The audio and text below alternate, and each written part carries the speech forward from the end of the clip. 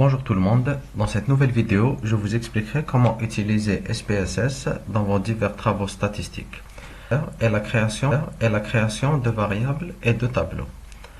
Vous avez l'onglet Variable View, insérez vos données en fonction des entêtes indiquées.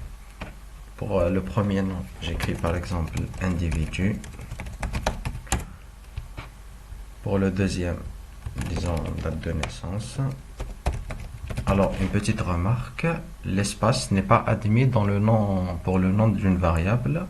Donc, lorsque ce nom est composé de plusieurs caractères, ils devront être séparés par un tiret de 8 ou n'importe quel séparateur. Troisième variable, écrivant revenu. Alors, pour individu, ça doit être un format texte. Donc, ce sera string. Ok.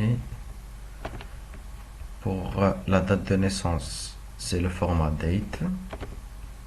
Alors, mettons le format 2 lettres pour l'année, pour le jour et le mois, et 4 lettres et 4 chiffres pour l'année. Le revenu, c'est numérique. Alors, si vous revenez dans l'onglet Data View, vous verrez que les variables se sont insérées automatiquement dans l'entête en fonction de ce qui était indiqué dans le mode création Variable View. Alors, pour individu, je prends par exemple A, B et C. Date de naissance, je peux écrire 26/01/1998. 30 septembre 2001 ou encore 23 août 2000. Le revenu, je prends par exemple 5000, 6000 et 7000. Alors de cette manière, nous avons inséré les données manuellement ou directement à partir d'SPSS. Dans les travaux approfondis, les données traitées sont souvent d'une taille importante et il serait préférable d'importer les données depuis Excel. Et pour ce faire, vous avez cette option File, indiquez que c'est en format Excel et vous choisissez une table de votre choix.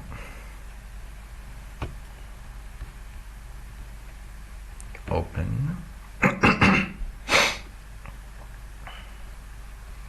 Alors, vous choisissez la plage à importer.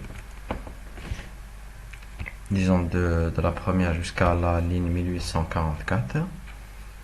OK.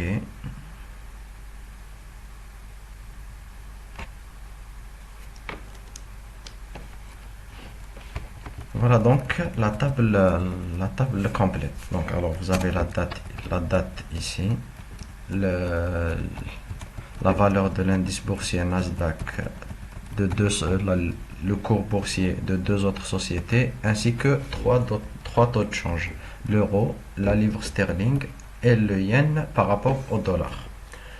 Voilà donc comment importer des données depuis Excel ou bien insérer manuellement vos données sur SPSS. Dans la prochaine vidéo, je montrerai quelques techniques de calcul, notamment en statistique descriptive.